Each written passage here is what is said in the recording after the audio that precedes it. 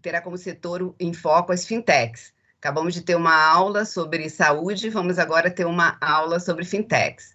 Para abrir o painel, a gente convida o Guilherme Horn, diretor de Estratégia e Inovação Digital do Banco BV e um dos executivos que mais entendem de inovação e empreendedorismo no Brasil.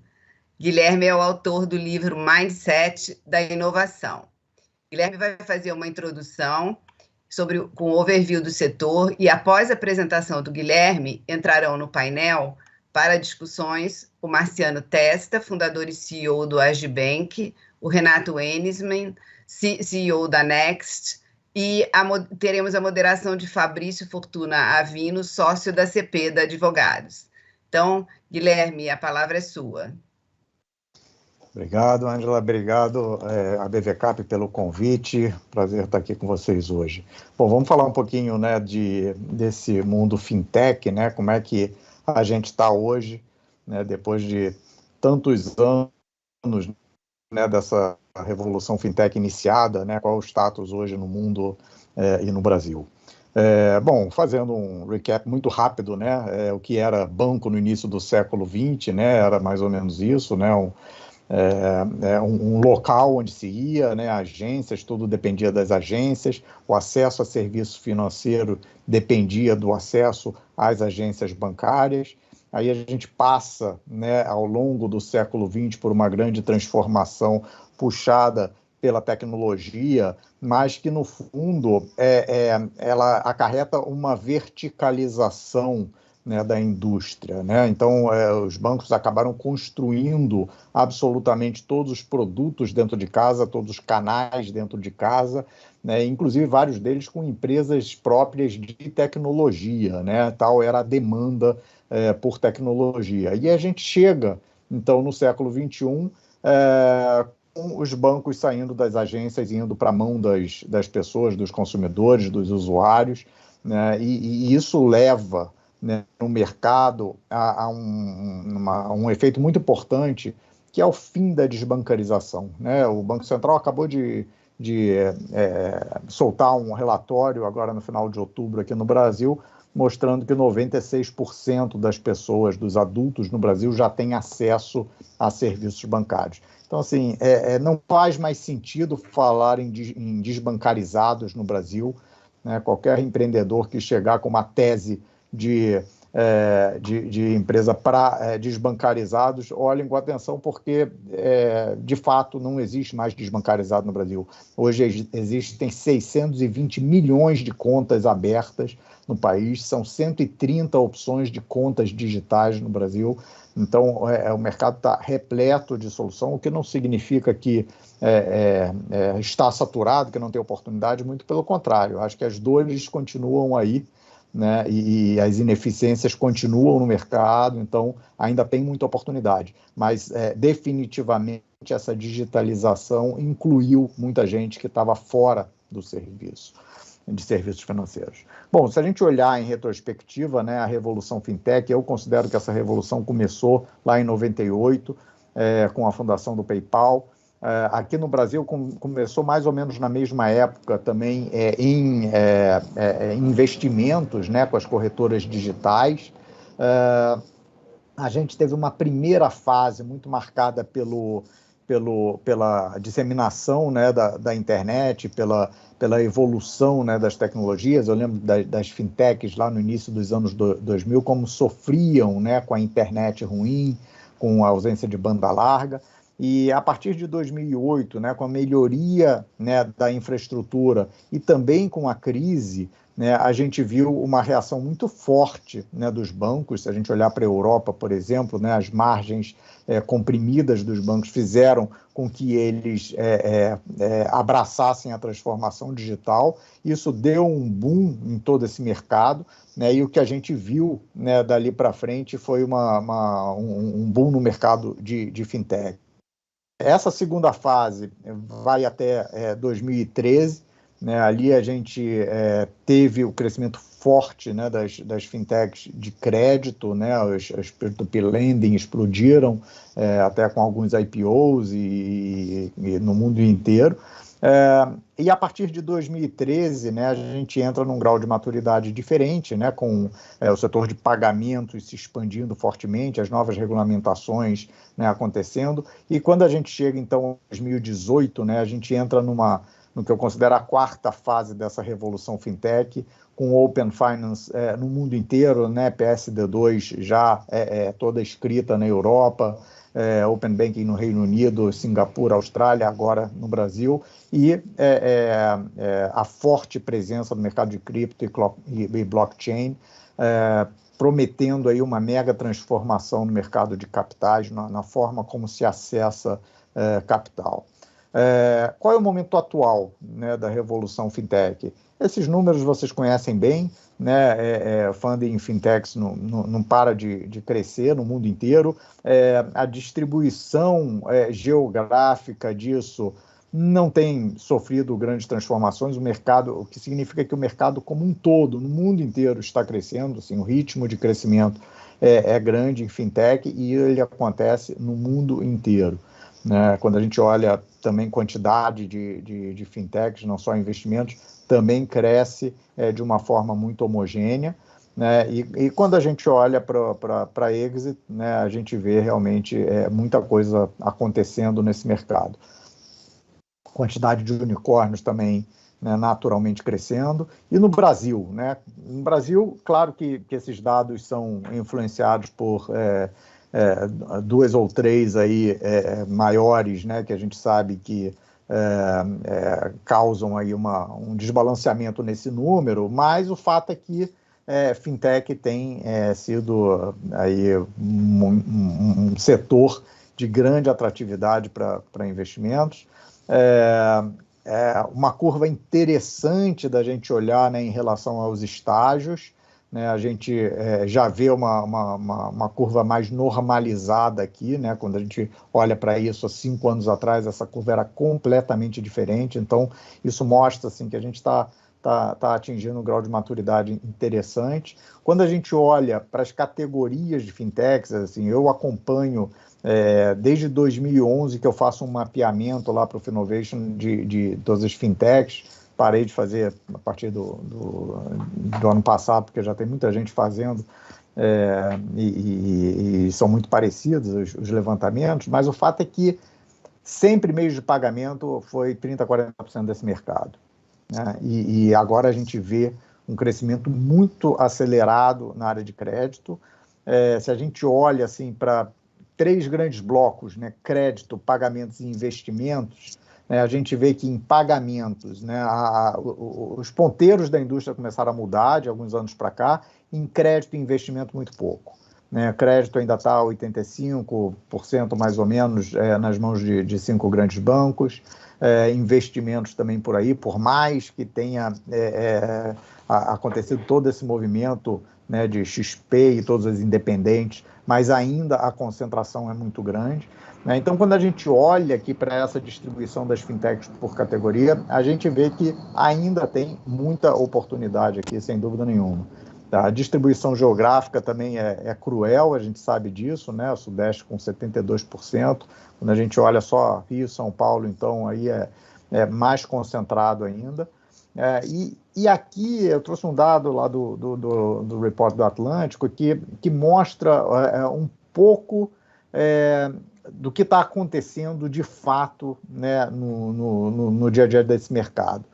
Pela primeira vez a gente começa a ver uma mudança em relação aos bancos tradicionais, né? Aqui, quando a gente fala desse dado aqui, que é dos usuários do Guia Bolsa, a gente está falando basicamente de despesas, de pagamentos. Então, aquele ponteirinho que eu falei que começou a mexer, né, isso aqui é uma demonstração disso. Olha como em um ano mudou, né, o share de bancos tradicionais comparados com bancos digitais e fintechs. O desafio é muito grande, porque acho que a indústria tem um mindset ainda antigo de que o usuário tem um banco principal e outros bancos, 2 ou 3 bancos secundários. Né? E tradicionalmente, assim, a diferença de margem entre o banco principal e os segundos e terceiros bancos era de, no mínimo, 3 vezes. Então, assim, a briga nesse mercado sempre foi quem vai ser o banco principal do usuário, né? E a minha visão é de que isso acabou, isso é um mindset antigo, não existe mais um banco principal, né? Poucos usuários vão ter o seu banco principal. Isso é fragmentado, essa experiência vai ser cada vez mais fragmentada mesmo. Então, significa que você tem que restringir muito, né? Diminuir muito o seu custo de aquisição de clientes, porque o seu lifetime value vai diminuir. Se a gente olha lá o prospecto do IPO do Nubank, né, ele fala numa receita unitária de 1/10 do Itaú, e ele fala, eu não vou chegar à receita unitária do Itaú, porque ela é muito baseada em taxas, né, e isso, assim, o mercado mudou. Né? Então, essa briga pelo custo de aquisição de cliente, ela vai se intensificar ainda mais, né? E aí eu acho que tem um recado importante, né? Que esse share de contas ativas por contas abertas, né? Que é uma métrica que eu não sei se vai fazer tanto sentido assim, né? Nos próximos anos. Eu acho que a gente vai ter que olhar, né? Quando olhar com né, esse olhar de investidor, né, a gente vai ter que mudar essas métricas, porque a conta ativa por si só, né, não sei se ela vai ter um significado muito grande nesse mercado. Bom, o que esperar, então, diante desse cenário, né, com tecnologia, regulamentação, novos entrantes, o que esperar daqui para frente? Certamente, contínua inovação em modelos de negócio, né? Eu acho que com o Open Finance isso vai abrir um monte de oportunidade. Quando a gente fala de Open Finance hoje, basicamente todo mundo fala de agregação e oferta, agregação e oferta. Isso é uma primeira onda de inovação, acho que vem muita coisa interessante a partir daí. Novos serviços over the top, né? O banco, eu acho que cada vez mais vai ser uma figura invisível para o consumidor final, né? Por isso, lá no BV, por exemplo, a gente está investindo fortemente no Bank as a Service, no Credit as a Service, porque esse contato com o consumidor ele vai estar cada vez mais nas mãos de fintechs mesmo, né? De empresas nichadas. Serviços cada vez mais integrados, né? Eu já estimo que hoje aí a gente tem metade dos pagamentos sendo originados por terceiros, né? E isso vai aumentar ainda mais com agora o Pix na fase 3 do Open Banking, né? Com iniciação de pagamentos entrando com o Open Banking, né? Isso vai se acelerar ainda mais, né? Informações cada vez mais contextualizadas, né, e com personalização. A gente sabe que a experiência do usuário como funcionalidade, né, é commodity. Eu acho que se a gente pegar aí, eu peguei no outro dia, eu comparei os 8 bancos, os 8 principais bancos digitais, você encontra muito pouca diferença, né, entre uma funcionalidade e outra nos bancos. Então, competição, uso inteligente dos dados, personalização cada vez maior, né? Não vai fazer sentido você falar em segmento, né? Um segmento, um cluster. Não, tem que ser tudo personalizado, né? Então, esse uso inteligente dos dados é algo que vai ser fundamental, assim, vai ser o grande diferencial dessa indústria, não é? Por outra razão que lá no BV a gente fez uma parceria muito grande de longo prazo com o Google, porque é quem mais entende disso. Então, esse vai ser o diferencial. E novos serviços além das regulamentações vigentes, né? A regulamentação no mundo inteiro ela está impulsionando, né, a inovação, né? Isso é um movimento que nunca se viu nesse mercado, né? E isso está acontecendo e vem muita coisa, né, além, né, da regulamentação. Ela é só o início, né, de toda essa transformação. Integração com plataformas de Big Techs, então, né, já acabei de dar o exemplo da parceria que a gente fez com o Google.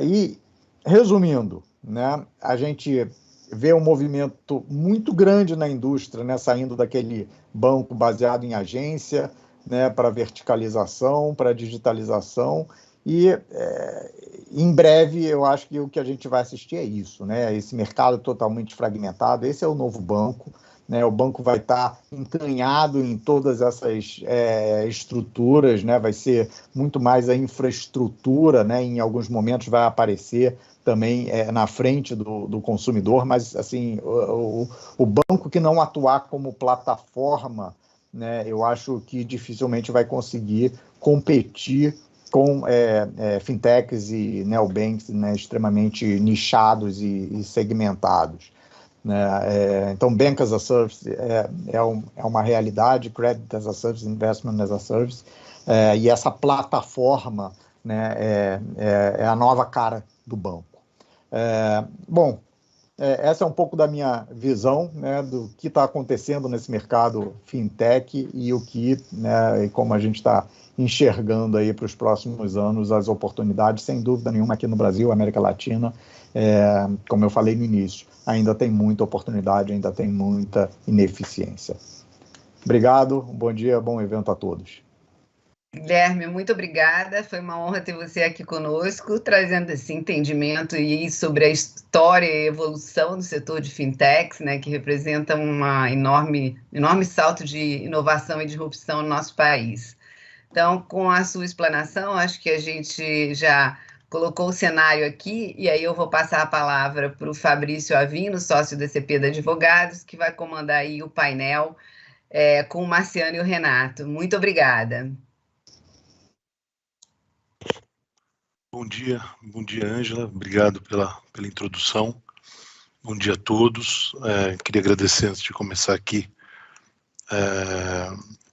queria agradecer a BVCap pelo convite, para a gente participar desse painel aqui junto com o Guilherme, a quem eu também agradeço a brilhante apresentação, e junto com o Marciano e com o Renato, que com certeza vão conseguir trazer uma visão ali do ponto de vista de quem está tocando no dia a dia fintech, que eu acho que vai ser muito enriquecedora para trazer, para tangibilizar um pouquinho, né, esse crescimento do mercado e os desafios dentro das fintechs.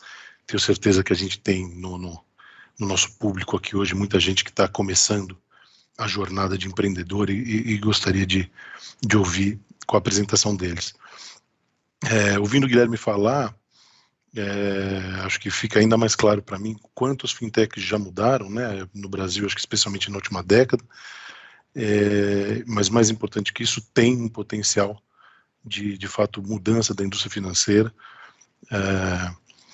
Eu queria lembrar aqui, na verdade, também uns dados que eu anotei do primeiro painel, de um dos primeiros painéis aqui do BVCap Experience, que foi conduzido pelo Roberto Haddad, da KPMG, em que ele trouxe números, né, para essa indústria, e eu estou me permitindo olhar aqui para as minhas anotações, de 40 bilhões de reais investidos em Private Equity e Venture Capital ao longo desse ano, né, até o final do terceiro trimestre, mais ou menos 13 foram investidos só no terceiro trimestre. E nesse terceiro trimestre, os investimentos de Venture Capital em Fintech representaram 32% do total de investidas, e de Private Equity e Venture Capital juntos representaram 30% em empresas de serviço financeiro. Então mostra a representatividade aqui, na minha visão, e fazendo coro com os números globais que o Guilherme trouxe, mostram a representatividade disso dentro do mercado aqui de Venture Capital, de Private Equity. O Guilherme falou também em regulamentação como impulso do mercado, acho que a gente aborda isso um pouquinho mais adiante, mas queria já passar a palavra aqui, aproveitando o gancho da apresentação, para pedir ao Marciano e ao Renato que contassem, né, acho que dentro desse contexto, um pouco da experiência deles, de como se deu essa evolução do mercado, de quem está olhando de dentro das fintechs, né? Então, pedir a vocês que dividam com a gente um pouquinho da história pessoal de vocês e do Agibank e do Next, se possível, como se deu esse crescimento até onde vocês estão hoje, pensando até paralelamente, aí, relativamente ao crescimento da indústria que o Guilherme nos mostrou. Não sei, podemos, Marciano, começar por você, por favor? Bom dia a todos. Obrigado aí pelo convite da BV Cap. Bom te ver de novo aqui, Renato. Obrigado a todos. Fica à disposição também, se quiser começar, como achar melhor. Não, pode ir. Primeiro, bom dia e bom te ver, Marciano. Bom dia, Fabrício. Também queria agradecer aqui a BV Cap pelo convite, ao Piero. Parabenizar o Guilherme, né, por uma apresentação fantástica. Mas vamos lá, Marciano, começa aí como o Fabrício sugeriu, depois eu pego na sequência. Obrigado. Obrigado. Realmente a apresentação do Guilherme foi muito boa, assim, trouxe esse panorama no qual a gente acredita muito, né, desse movimento que está acontecendo, trazendo um pouco aqui a visão com o que eu vi quando estive na China, e eu vejo aqui o posicionamento da BV, né, como ele colocou no final, e para mim é muito claro, né, os bancos, alguns vão ficar indústria, né, e outros que vão ser grandes pipelines, enfim, de produtos, enfim, carregar balanço, e vai ter aí o papel das plataformas, né, que vão acabar distribuindo esses ativos ou fazendo a conexão com o last mile, né, com o cliente final, que poderá ficar muito a cargo aí das fintechs, que é um pouco uma evolução até quando eu falo aqui do Age, né. A minha história, eu fundei o Agibank, o que é hoje, né, o Agibank, agora a Age, né, uma plataforma que também distribui os produtos do nosso banco. Então, foi há 20 anos atrás, eu com 22, 23 anos, eu fundei então uma startup que era naquela época uma distribuidora, um marketplace de distribuição de crédito. No início da internet, ali chegamos a ter plugado mais de 13 bancos, né, distribuindo seus produtos na nossa plataforma. E eu divido bem essas eras, né, eu falo ali da fase 1.0, que era uma era de escassez. Então ali, como foi demonstrado também na apresentação do Guilherme, uma concentração muito grande, porque era uma época pós-Proera, ou seja, o regulador concentrando o sistema, muito pouca oferta para clientes, e você ficava refém ali, basicamente, de 4, 5 instituições. Então, nós começamos com essa plataforma de baixo custo, enfim, em 2011, recebi a autorização do Banco Central para ter uma financeira, então uma orientação passou de plataforma para uma orientação a crédito. Eu vi ali claramente uma lacuna, né, de arbitragem de preço e experiência, onde nós podemos atuar aí numa lacuna no Brasil. E em 2016, adquirimos um banco completo no Brasil, que nos deu a possibilidade de criar, então, um banco digital omnicanal. Nós somos, de fato, no Brasil, um banco digital omnichannel. Nós temos hoje, além do nosso app, mais de 900 hubs, smart hubs, né, que são, não são agências, são postos de atendimento, né, eles são cashless e paperless, ou seja, não tem um papel lá, não tem um caixa para entregar dinheiro, né, usamos os ATMs, e então nós temos esse conceito de omnicanalidade, né? Também usamos os outros canais como chat, WhatsApp, etc. Mas um diferencial muito grande que nós vimos é os hubs para poder dar uma educação, né, digital e financeira para o segmento que nós atuamos com mais prioridade.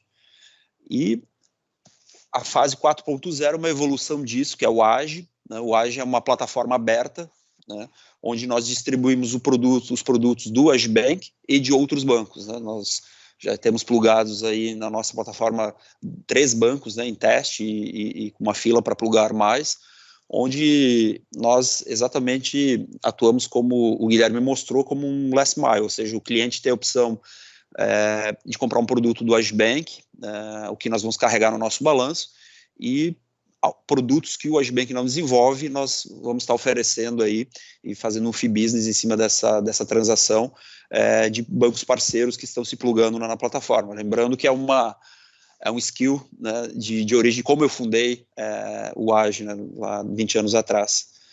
E nós estamos vendo aí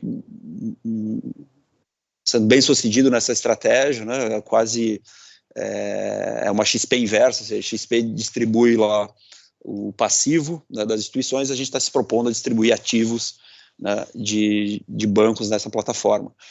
Nós temos claramente um foco muito delineado onde a gente quer fazer a disrupção no nosso segmento, que hoje é um cliente que nós entendemos que tem uma maior arbitragem de experiência, né, de atendimento, que são os 50 mais com até 5 mil de renda. Né? Esses clientes hoje, e que têm uma folha de pagamento, né, que vejam proposta de valor na principalidade.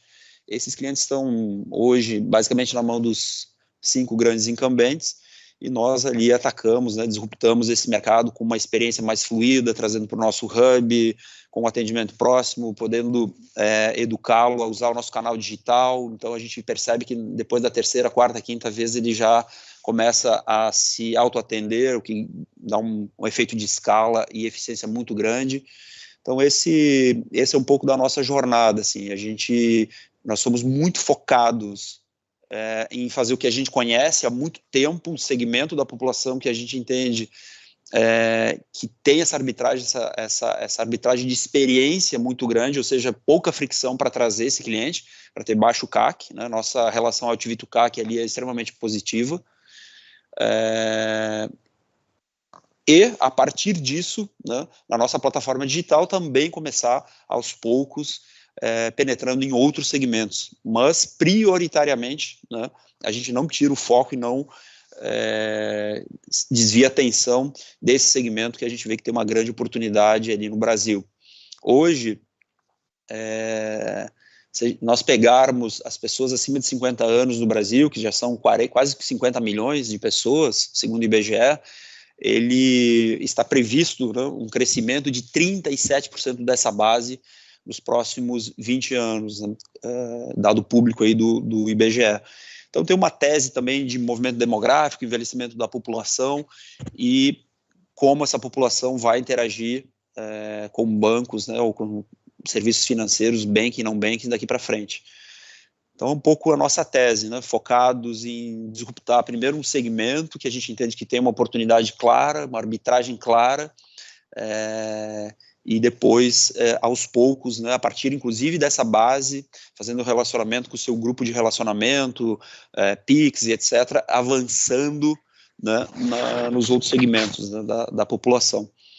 E a plataforma, esse novo posicionamento de uma plataforma aberta, nos dá flexibilidade de rapidamente poder absorver as novas tecnologias, né, como Open Finance, como a tokenização, que eu acredito muito que mais cedo ou mais tarde vai ocorrer, a digitalização da moeda, o que nos dá aí uma prontidão tecnológica, sem um grande esforço tecnológico de arquitetura, colocar isso à disposição dos clientes. Então esse é um pouco o overview e como eu conecto um pouco a história, né, ali do Guilherme com o Agi. E basicamente essa transformação ela vai continuar acontecendo, né? A gente vê lá na história, nós tínhamos uma dificuldade imensa, né, de custo de tecnologia, como ele mostrou aqui, né, os bancos chegavam a ter suas próprias empresas de tecnologias, porque de tão pesado que era, data centers, um efeito regulatório muito contraditório, ou seja, concentrando o sistema e baixíssima exposição, né? No Brasil praticamente não tinha venture capital ou private equity atuando nesse setor, apesar da BVCap aqui ter bastante, já existir desde 94, a gente sabe que nos últimos 10 anos é que isso se intensificou. Então esses 3 fenômenos mudaram drasticamente, o que dá a possibilidade de a gente impulsionar aí o nosso negócio, esse segmento. Obrigado, Vitor. Obrigado, Marcelo. Renato? Obrigado, Fabrício. Eu vou começar então falando um pouquinho aqui do Next, aí, no meio do caminho falar um pouquinho de mim, depois eu vou, acho que talvez comentar um pouquinho ali, né, do que o Guilherme colocou e como é que isso aqui se encaixa com o Next, né. Então, o Next é um banco 100% digital, todo em cloud. A gente está aí, já passou a barreira dos 8 milhões de clientes. A gente tem uma experiência de banking completa, né? Então temos investimentos seguros, óbvio, conta corrente, todas as transferências aí que você puder imaginar, o cartão de crédito, cartão de débito.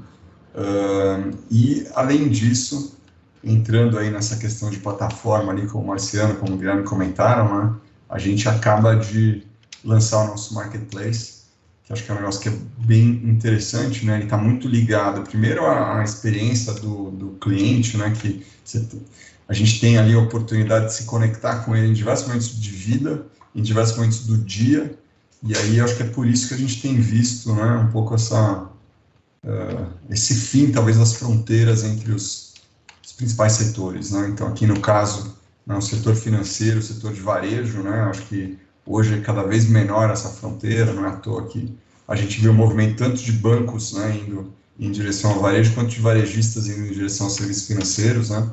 E o Next Shop, que é o nosso marketplace, foi lançado semana passada para aproveitar a Black Friday.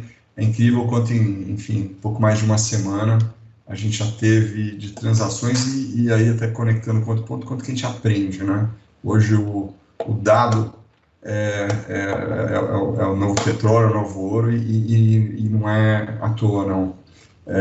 A gente consegue entender muito do nosso cliente, é uma experiência de fato personalizada, e aí na medida em que a gente coloca outras jornadas dentro desse ecossistema, você consegue entender ele ainda melhor, você consegue conhecer o cliente ainda mais, saber o que ele busca. Às vezes você tem um limite de crédito disponível e você descobre em uma semana, a gente já vê que às vezes o cliente quer um pouquinho mais daquele extra, talvez faça sentido para ele talvez conseguir, sei lá, atingir o sonho, o objetivo, o que quer que seja.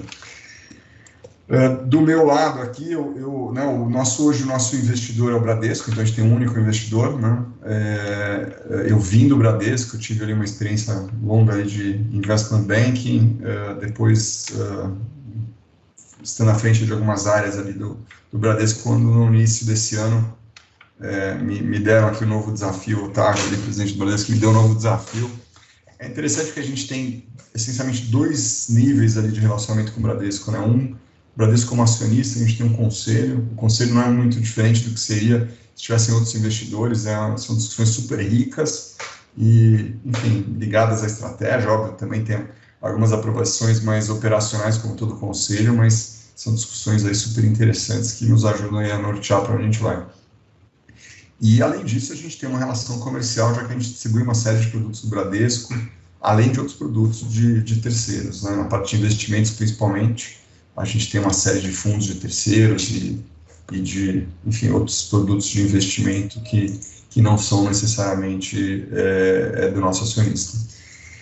Com relação ao que o Guilherme falou, acho que assim, tem uma série de pontos ultra relevantes e interessantes, né? Acho que assim, o que ele falou um pouco ele começou mostrando o fim da desbancarização e ele mostrou o celular ali, né? Tinha uma fotinho do celular naquela tela, e eu acho que é isso mesmo, eu acho que o celular foi o que realmente causou essa revolução que a gente está vendo. Então teve todas aquelas fases como ele demonstrou, mas acho que o salto quantitativo aconteceu com a chegada dos smartphones, né? Eu brinco que nós temos aí mais de 8 milhões de clientes, a gente tem mais de 8 milhões de agências, né?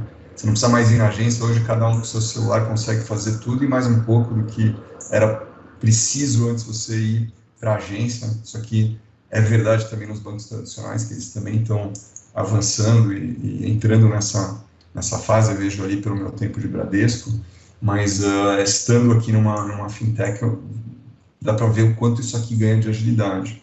Eu também falei um pouco de acesso a capital, né, que eu acho que é um ponto ultra relevante. Eu acho que isso aqui ajudou a transformar, não vai parar, mas eu acho que o acesso a capital vai passar também a ser um divisor ali entre os grandes players e os players que vão ficar talvez num segundo ou num terceiro tier, né? Acho que a escala é fundamental, né? Dependendo, óbvio que se é uma fintech talvez de monoproduto, alguma coisa assim, que não é o caso aqui de nenhum de nós dois aqui, mas no outro lado ali, você precisa ter escala, precisa ter acesso ao capital, e aí grandes players com acesso a capital vão ter uma diferenciação aqui, né? O mercado, acho que o outro ponto que eu queria comentar é a questão da principalidade, né? Eu concordo ali que a principalidade mudou, até porque acho que tem dois números aí que são interessantes, né? Um é o seguinte, quer dizer, há pouco tempo atrás falava, aí eu mesmo, nós perguntava assim, qual que é o mercado, como é que é o mercado financeiro brasileiro? Eu falaria, o mercado é de 5 players, né? Enfim, você tem os dois privados nacionais, a Bradesco e Itaú, você tem o Santander, você tem Caixa e Banco do Brasil aí, mas depois era um mercado, né, depois muito pequeno, né, fora disso. Hoje, para se ter uma ideia, quem tem uma conta digital tem, em média, de 4 a 5 contas, né, seja de banco digital, seja de carteira digital, né? Então o mercado mudou bastante, né? Mas ainda assim, eu vou fazer aqui um contraponto ao que o Guilherme falou, quer dizer, eu acho que a principalidade é um negócio que é bem relevante, e eu acho que essa luta pela principalidade ela vai continuar, isso aqui tem um valor enorme. Eu acho o Open Banking pode até parecer paradoxal, porque o Open Banking ele aumenta a competição, mas eu acho que ele vai aumentar ainda mais essa busca pela principalidade, né? É verdade que os bancos, agindo como plataforma, vão distribuir produtos de terceiros, mas você ser aquele hub onde o cliente entra para fazer a sua vida tem um valor enorme, e essa principalidade, na minha opinião, ela vai ser cada vez mais relevante e mais valiosa ali, quando a gente fala do ponto de vista de LTV ali, é fácil se calcular ali que um cliente que te dá principalidade é um cliente muito mais valioso, né? Isso aqui não vai deixar de acontecer. Enfim, acho que talvez eu tenha coberto aqui um pouquinho aí da história do Next, de como a gente se posiciona aqui. Fabrício, vou passar a bola de volta para você. Tá bom, obrigado, Renato. Deixa eu aproveitar para a gente engatar num segundo ponto aqui, que eu acho que é relacionado com essa história, né? Como eu falei no início, acho que deve ter aqueles aqui começando o percurso deles de empreender. Da experiência de vocês aí do Next, do Agibank, olhando para trás, né, olhando em retrospectiva, o que poderia, na visão de vocês, ter sido eventualmente feito diferente, que teria poupado algum esforço, que pode servir como uma dica preciosa aqui para quem está olhando para frente agora? Renato, e agora se você quiser começar, por favor. Tá bom, não, obrigado. Interessante, uma ótima pergunta, porque assim, né, principalmente nesse nosso mundo, né, errar faz parte do jogo, né, já foi aquele momento onde, né, se tentava, né, achar o culpado e sacrificar o culpado. Tem várias histórias, né, de grandes empresas que cresceram a partir de erros, né, e a pessoa soube aprender com erros, soube usar, enfim, eventualmente sistemas ou mesmo modelos de negócio que foram criados talvez por algum conceito e acabou sendo levado para outro, né. A própria criação do Marketplace, ela começou com um erro ali, né, na Amazon, e depois uma outra história. Mas...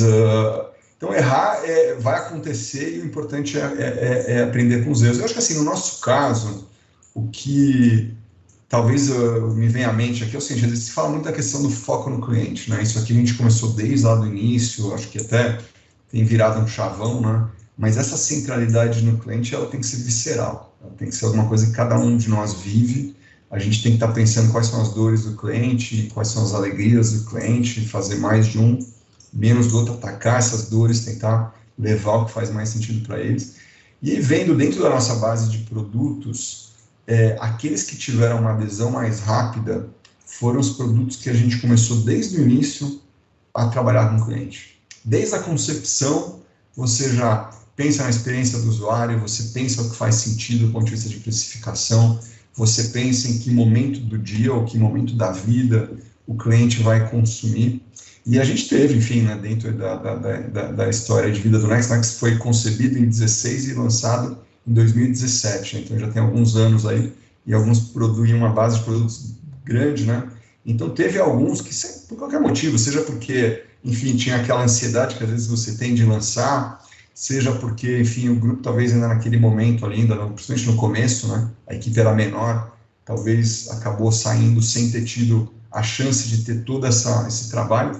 Hoje a gente não lança nada assim, está 100%, né, alinhado com o cliente, testado com o cliente, pilotado, e o grau de sucesso, seja na adesão, na venda, seja medido pelo NPS, enfim, é muito maior hoje em dia, né? Então, mas acho que, e só para completar, eu acho que assim, o ponto fundamental por trás disso, né, quando a gente fala de erros, né, é primeiro você saber lidar com isso da maneira certa, né, saber que erros vão fazer parte do negócio, com toda a tua equipe de liderança tem que saber disso, né?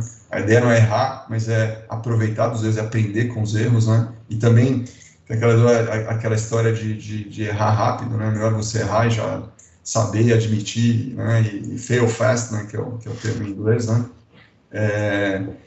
Mas, além disso, a qualidade das pessoas é fundamental, né? Você tem uma equipe muito boa, muito engajada, muito unida também, acho que isso aqui também é legal, ter um ambiente bom, onde as pessoas se sintam à vontade de falar, né, de levantar a mão quando tem alguma má notícia e não tentar esconder, né? Mas pessoas que tenham esse senso de dono, que tenham também, né, essa capacidade de discernir, né, o erro e aprender com ele, isso aqui é fundamental. A gente tem crescido aí bastante, né, ultimamente, temos crescido a nossa equipe também, e muito do nosso foco tem sido em trazer gente muito boa, a gente tem trazido gente de bancos tradicionais, mas também muita gente de outras operações, de outras fintechs, outras empresas digitais aí de outros setores, né, principalmente para o marketplace. Isso tem ajudado muito no nosso crescimento e em aprender com esses erros que a gente tinha falado.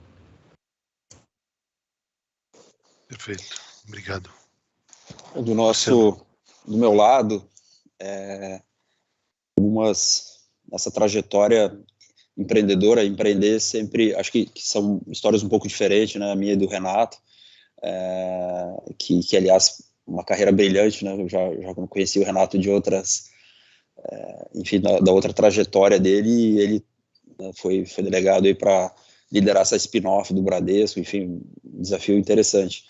No meu caso, assim, eu não sou filho de pai rico, então eu tive que, desde cedo, fazer o negócio ser autossustentável, então tenho um mindset muito forte de monetização de capital. Como eu falei lá no início, nós não tínhamos, né, não tínhamos incentivos de VC e tal, o Brasil era mais complexo nos primeiros 10 anos, então o negócio tinha que dar resultado no primeiro dia. Mas talvez eu poderia ter um aprendizado, ter trazido um sócio antes. Nós temos hoje um sócio investidor que acabou de entrar no AGE, que é a 20 Partners, está sendo um sócio fantástico, uma experiência fantástica, onde a gente está evoluindo muito como governança, como decisões estratégicas, e que possibilitou a gente melhorar ainda mais a experiência do cliente, ou seja, quando você tem na cabeça somente a monetização de curto prazo, talvez você, né, vai ter que fazer trade-offs importantes aí em termos de lifetime value, de como trazer um cliente com uma melhor experiência, abrir mão talvez de resultado de curto prazo pensando no longo. Então isso ajudou muito, né, a vinda de um sócio. Então eu teria trazido um sócio antes, e eu acho que essa jornada tem que continuar. Eu cheguei até aqui, enfim, com praticamente 100% do capital do AGE, e agora com a entrada dele e possivelmente entrarão novos. Outro aprendizado é nunca tradear a experiência do cliente por step tecnológica. Então isso a gente aprendeu muito, que não importa, o cliente não dá valor ao que está por baixo, né, da experiência, e sim a experiência. Então tem que cuidar muito isso com times de tecnologia. E basicamente eu acho que são esses os grandes aprendizados, assim, que eu poderia trazer aqui nessa minha jornada empreendedora. E principalmente saber que o Brasil é volátil, né? Eu acho que essa, assim, isso não muda, né, Marciano? Olha, não sei, espero que um dia mude. Espero, né? Mas, que assim, sim também. Nesses 20 anos não tive nenhum sossego em relação ao país, mas mesmo assim é um país de muita oportunidade, onde a gente vê que de fato se tem um lugar para empreender e que tem arbitragens ainda importantes, né, de ineficiências, é o Brasil. Então, o importante é superar esses momentos agudos e olhar o longo prazo. Tá perfeito. Tá ótimo. E aí deixa eu aproveitar essa tua visão para o futuro aqui, para já engatar uma próxima provocação para vocês dois, que é o seguinte: e olhando para frente, né? O Guilherme trouxe na apresentação dele as questões ali que ele, né, de integração, personalização, contextualização. Na visão de vocês, o que são as tendências e onde estão as oportunidades? Vocês destacariam alguma coisa entre o que ele trouxe? Agregariam? Se vocês puderem falar um pouquinho também, inclusive, né? Impossível dissociar a tecnologia aqui da nossa conversa, quais são as tecnologias que vocês acham que vão impactar mais esse mercado de fintech proximamente? É blockchain, cripto, é inteligência artificial, enfim, né, o Open Finance está acontecendo agora. O que vocês acham que vão ser os movimentos e tecnologias que vão ser as próximas alavancas de desenvolvimento aqui? Se você quiser começar agora, Marciano, para manter a... Bom, excelente pergunta. Primeiro, eu gosto muito de dizer o seguinte: não dá para viver só do futuro, né? Então, lá no AGE nós temos um foco muito claro e agudo, né, como eu falei, no presente, para que a gente possa continuar crescendo, ter oportunidade na mesa, e a gente usa, né, uma separação de budget para os ventures, né, porque também a evolução precisa continuar. Ter o equilíbrio desses dois é muito importante, né? Quando você está, inclusive, num certo tamanho já, é muito importante, porque o negócio precisa te levar até lá, né? Até o futuro. Então, quando a gente olha o que está por vir, como o Open Finance, né, o Open Banking no Brasil, realmente é uma grande oportunidade para players como nós, né? Nós vamos ter a possibilidade de clientes nos darem, com um clique, né, a informação que ele tem transacional, né, no banco que ele tinha como principalidade lá, seja um incumbente, enfim, o que for. Isso muda radicalmente, né, a análise, por exemplo, de crédito, né? Nós vamos ter uma modelagem muito mais precisa, né? A gente usa lá o conceito de KS, né, que é o estatístico que criou a modelagem preditiva. Então, com certeza, nós vamos ter uma discriminação muito forte, né, tendo a possibilidade de ver o histórico transacional do banco, tá? Que é o que o Open Bank vai possibilitar. Além, obviamente, de principalidade, agregar, você sempre tentar trazer ele para um único local para fazer suas transações. Eu também acredito, como o Renato, que principalidade é muito importante quando se fala em LTV to CAC. E é o que a gente foca muito lá. Nós somos grandes pagadores de salários, né? O AGE está chegando a um número incrível, né? Nós temos aí mais de 3 milhões e 200 mil clientes atendidos, chegando a 3,5, onde uma grande parte deles já tem salário e recebe mensalmente conosco. E aí, para mim, esse é o maior trigger, né, de principalidade. Então, é um pouco o que a gente busca lá. É claro que não dá para ficar só nisso, né? E esse cliente ele tem que ter ali uma série de alternativas para que ele não saia dali, né? Conectando lá com a apresentação do Guilherme. Então, ter a plataforma aberta para que ele não fique restrito somente ao nosso produto, né? Nós temos hoje também marketplace, vários produtos não banking e banking, seja do AGE, Bank ou de outros bancos. Então, esse é um pouco o que a gente pensa de futuro, né, no Open Finance. E, obviamente, o blockchain e a tokenização ela vai ocorrer, né? Seja ela no passivo primeiro, depois no ativo. Claramente para onde isso vai acontecer, vai direcionar aí os esforços em tecnologia para a gente ter tudo isso tokenizado, seja com o real digital, seja com as criptos que já estão acontecendo, como é que você integra isso na sua plataforma. Enfim, é um pouco do que a gente vem discutindo lá, um pouco de futuro. Esses dois grandes pilares. Vou pegar daqui. Por favor, Renato.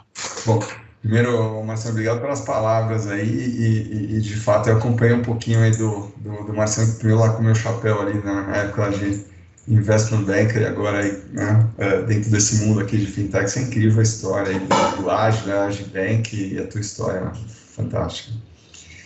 Com relação aqui à visão do futuro, concordo muito com o que o Marciano falou, que às vezes você tem que tomar cuidado de não ficar só olhando para o futuro, né, porque no final das contas o business tem que dar certo, tem que ser saudável, você não pode perder mão do teu dia a dia e de tudo que está acontecendo, e decisões têm que ser rápidas, implementações têm que ser rápidas, time to market tem que ser muito rápido.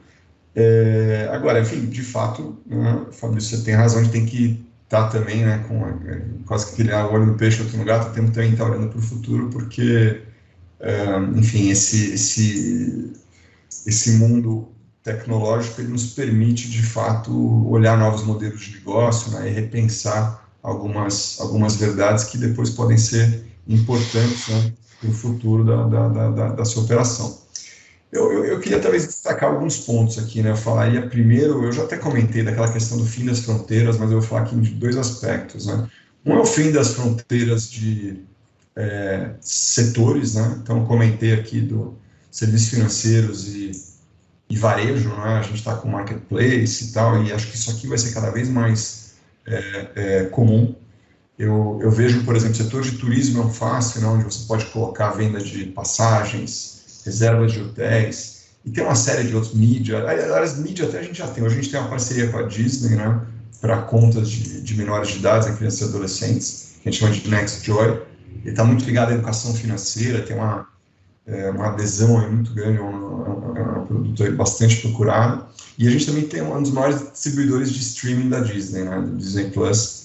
E, enfim, então, essa fronteira entre setores aí está acabando, né? Eu diria até entre países, que acho que é um ponto que acho que a internacionalização é uma possibilidade bastante interessante.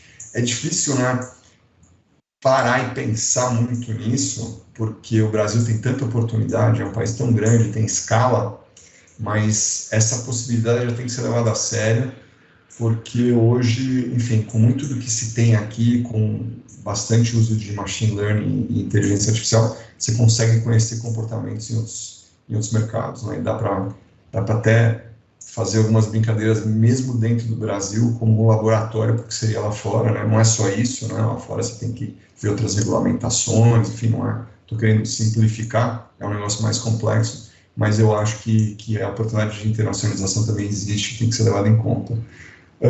O uso de machine learning e inteligência artificial já não é nem futuro, isso aqui é o presente, né? Todos os dias a gente faz isso, a gente tenta achar o que é a melhor oferta que a gente pode dar para o nosso cliente, qual é a melhor ação que a gente pode fazer. Agora, dentro do marketplace, é interessante porque, como a gente tem uma semana, a gente está aprendendo ainda, né? Então os algoritmos estão ali, de fato, aprendendo, a gente vai, infelizmente, não vamos conseguir dar uma oferta já usando a inteligência artificial antes da Black Friday, porque ele demora algum tempo mais para aprender, mas no ano que vem o cliente vai abrir, já vai saber se ele está buscando ali alguma coisa de, sei lá, de esportes, provavelmente não vai ter ali um produto de eletrodoméstico, ele talvez tenha alguma coisa ali mais ela que ele tem buscado e assim por diante, né? Isso aqui vai se intensificar. Uma outra coisa que eu acho que é interessante é o uso da internet das coisas, que eu acho que está muito ligado àquele conceito que o Guilherme comentou na apresentação dele de invisible banking, né? Então, às vezes a pessoa vai estar usando um produto financeiro sem nem perceber, né? Dá para se usar isso daqui em diversas situações, inclusive dentro do marketplace, é algo que a gente quer fazer aí no futuro bastante, né? Talvez ter uma experiência bem mais interessante, sem nenhuma fricção, o cliente talvez nem esteja percebendo, mas ele está consumindo um produto financeiro porque ele está, de fato, resolvendo alguma questão e tendo mais eficiência na sua jornada, seja o que for, né? E acho que isso aqui, com a internet das coisas, vai se ampliar para um mundo maior do que simplesmente usar isso aqui dentro de um aplicativo no celular, né? Acho que é isso aqui, para E só para terminar, que eu já até comentei um pouco do Open Finance, mas eu concordo que o Open Finance é uma revolução, vai acontecer. Eu acho que do lado dos grandes bancos, por mais que eles tenham, né, perda de receita e dói, eu também vejo que ali eles também estão, na sua maioria, olhando ali como oportunidade, né? E aí do lado aqui nosso aqui de fintechs, de fato só oportunidade. Acho que tem muita coisa bacana, porque você ter acesso a mais informações, a mais dados, né? Eu vejo hoje aí com mais clientes, mais produtos dentro do nosso ecossistema, você conhece melhor o cliente, dá para oferecer, dá para ter uma oferta muito mais interessante, mais contextualizada para eles.